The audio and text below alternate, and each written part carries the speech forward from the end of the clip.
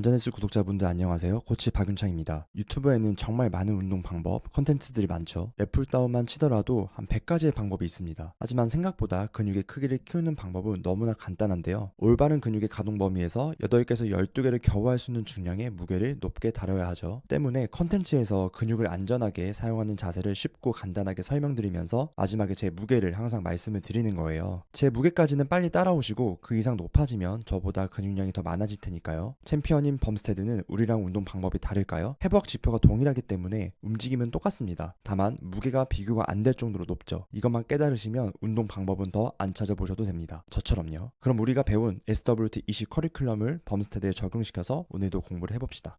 첫 번째 운동은 바벨 로우입니다. 로우는 손을 뻗었을 때 몸통과 팔의 각도가 90도, 당겼을 때 팔의 각도가 90도에 가깝습니다. 상체를 세우면 세울수록 몸통과 팔의 각도가 줄어들기 때문에 광배근의 개입은 떨어지고 견갑골 주변에만 힘이 들어가게 되니까 등 전체를 사용하려면 몸통을 바닥까지 충분히 숙여서 각도를 만들어줘야 합니다. 하지만 여기서 바벨 로우의 큰 단점이 있죠. 상체를 평행하게 숙이면 허리 부담이 많이 가고 무게를 올릴수록 허리 부담이 또 가해지기 때문에 손을 뻗을 때 90도 범위를 만들기가 정말 어렵습니다. 바벨 로우는 거의 60에서 70도 정도로 유지되는 것을 확인할 수가 있고요. 기능적으로는 후면부 사슬을 사용해서 당연히 좋은 운동이지만 단순히 근육의 크기를 키우는 게 목적이신 분들은 가슴 앞에 패드가 있고 손을 뻗을 때 몸통과 팔의 각도가 90도가 되는 머신을 사용하는 게 더 낫습니다. 무게는 60kg으로 10개씩 4세트 진행을 했고, 자, 범스테드 자세 한번 볼까요? 바벨을 잡을 때 손바닥이 거울을 보게 했네요. 언더그립이라고 불리죠. 오버그립과 언더그립의 차이는 바벨을 잡는 넓이에 따라서 손목의 불편감 때문에 조정을 하는 것이라서 같은 넓이로 잡으면 언더그립과 오버그립의 차이는 근육의 사용에 있어서는 동일합니다. 일단 무게를 140kg 이상으로 동작을 진행을 하네요. 그런데 상체를 너무 세우고 있기 때문에 손을 뻗을 때 몸통과 팔의 각도가 너무 적습니다. 광배근을 더 사용하려면 상체를 지금 자세보다는 더 숙여야 하고요. 후반부로 가면 갈수록 상체를 점점 더 세우는데 140kg 무게가 안 맞는 거라 더 낮춰서 셋업을 다시 잡아야 할 것 같습니다. 몸통을 20도 정도는 더 숙여야 할 것 같은데 그럼 가동 범위가 더 커지기 때문에 140kg으로 무게가 더 안 되고 줄어들 수도 있겠네요. 여러분들 중에서도 무게가 무거워서 상체를 점점 세워서 하시는 분들 계실 텐데 몸통은 바닥과 평행해서 10에서 15도 정도만 세워서 진행을 하시면 90도까지는 아니지만 광배근의 움직임을 크게 가져갈 수 있습니다. 그럼 이렇게 얘기하시는 분도 있으실 거예요. 야, 범스테드가 그럼 바벨로우를 잘못한다는 거냐? 근데 너보다 등이 비교도 안 되게 좋지 않냐? 바벨로우는 정확하게 등 전체를 사용하지 못한 게 맞고요. 대신 다른 운동들에서 이미 정확한 가동 범위와 무게를 굉장히 높게 다루고 있기 때문에 거기서 이미 근육이 다 발달이 되어버리는 거죠. 정확하게 나눠서 이렇게 구분을 해야 됩니다. 안 그러면 컨텐츠 볼 때 되게 헷갈리실 거예요. 예를 들어서 제가 쌀레레를 10개 정도 무게를 10에서 12kg으로 진행을 하는데요. 저보다 어깨가 5배 큰 분은 2kg으로 쌀레레를 하는 영상을 보게 되면 어떻게 생각을 해야 될까요? 근육이 쌀레레에서 커진 게 아니라 이미 다른 덤벨 프레스 운동을 보면 엄청 높게 다루고 있기 때문에 거기서 근육이 커진 거고 정확하게 쌀레레에서 커진 게 아닌 거죠. 이제 좀 구분하실 수 있을까요? 앞으로도 영상에서 제가 계속 반복해서 말씀을 드릴게요.